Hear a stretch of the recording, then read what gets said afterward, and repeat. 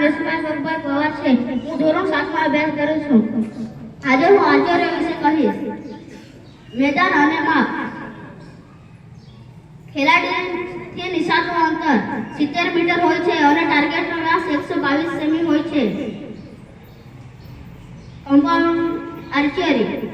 અંતર 50 મીટર અને ટાર્ગેટ વ્યાસ 80 metre semi હોય છે.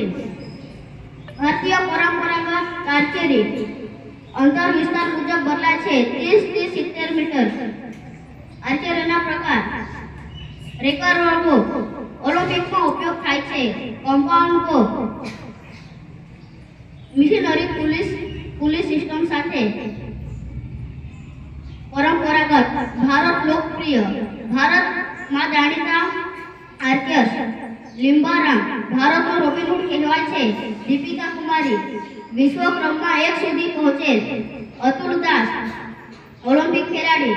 જ્યોતિ સુરેખા વેત્રમ વર્લ્ડ ચેમ્પિયનશિપમાં ગોલ્ડ મેડલ મેળવી. તીરંદાજીના નિયમો. ખેલાડી ધનુષ્ય તીર વડે નિશાન પર પ્રહાર કરી શકે છે.